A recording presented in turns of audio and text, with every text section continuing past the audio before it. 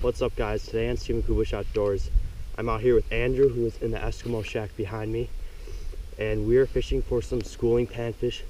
Gonna catch a bunch of bluegills, probably a lot of small ones, but we're gonna sort through the small ones to get the big ones, and then hopefully catch some nice crappie while we're at it too. We're also gonna set up some tip-ups to catch some suspended pike that are going after the school to fish. We were out yesterday and we caught a 30-incher. Not too big, but it was a nice, healthy, fat one. So I'm gonna get to fishing, hopefully catch some fish so you guys can see.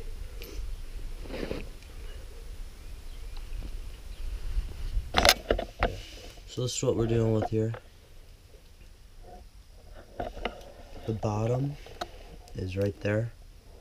Those are all fish, all the way up to 20 feet.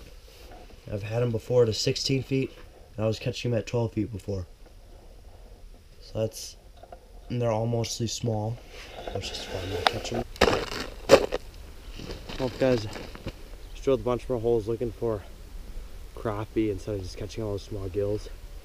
What I'm using right here is just a little VMC tungsten jig with some spikes on there, because the bluegills can't take the spikes off as easily as the waxworms. Then right, this hole is 26 feet. Over there, it's in 30 feet, over a hump in a deep hole. So it's like totally two different areas. These bluegills are more towards the bottom, as the other ones, they're suspended. And there's a lesser one over here. I just caught a keeper off camera and an almost keeper, and I just caught like a bunch of small ones too.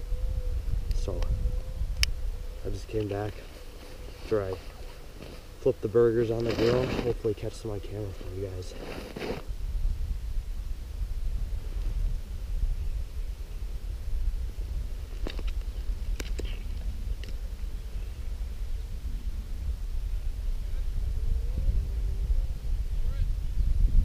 This one could be good. I don't know, they fight so hard over here. Oh yeah. Look at that. Nice slob. It hit it, set the hook. As you saw, I missed it. I pulled it up like 4 feet, and then I had to finesse it again and it hit it again.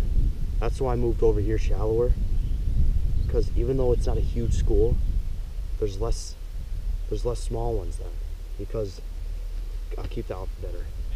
But I moved shallower here because there's more individual marks instead of a bunch, because the big ones, you have to finesse them so much just to get them to bite, and then the small ones come and eat it right before they can eat it. So that's how I caught this one. I moved it a little shallower. I kept hamming it. Actually, the big ones just nibble it barely. I'll flip the burgers. I think the burgers are close to being done. Okay.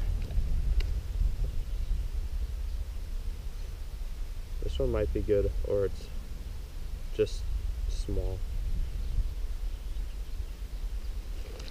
Another keeper. Another keeper. Look at that. Dang. That's why I moved shallow right here.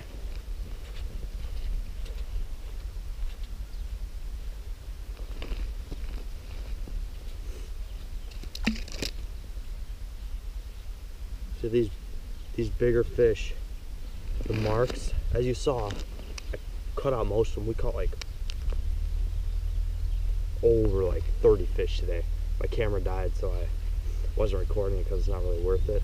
But these ones are fighting just as hard as the other ones until you get them up a little higher. Then they continue fighting hard, versus the small ones. They fight really hard, give huge head shakes for some reason, like a crappie would do, and then they get really easy to reel in when it comes up towards the hole.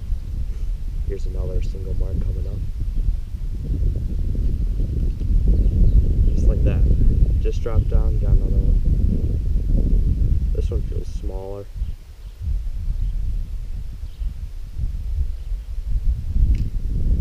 Yep.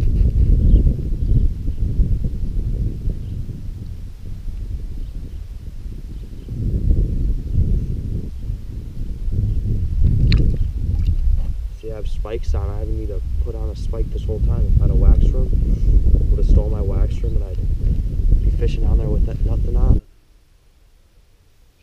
I'm gonna catch one more and then Alright. set it up over there. This could be better. Oh, this one doubled up.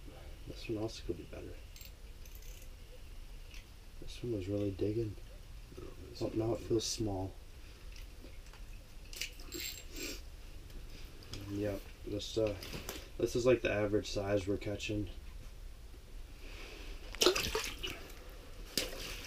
Right back down.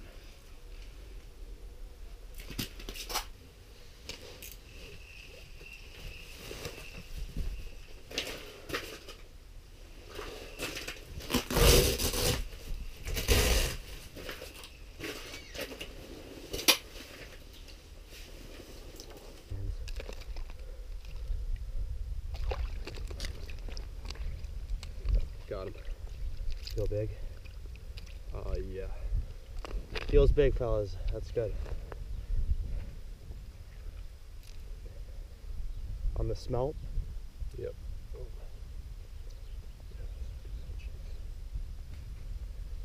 that's a nice one. Careful, careful, careful. What kind of leader is that? It's fluorocarbon. It's good One of fluorocarbon. your leaders. Yeah. That looks like a busy leader.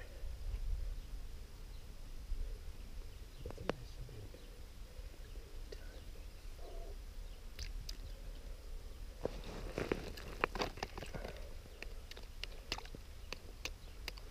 Just got his head open. Over the Why not fit through the hole? Yep, get him up. Got him. My fingers. Oh, that's a good one. Nice fat one. Oh, perfect. There we go. A nice, Nice pike. thick, healthy pike You wanna on take the a picture? smelt. On the smelt. Right back down. Best part about it is that was in 30 feet of water. Everyone, we could hear people talking around us saying, oh, they're in the middle of the lake, they're gonna catch anything. We're the only one that caught a fish on a tip up yet. The only ones who've got tip up stuff.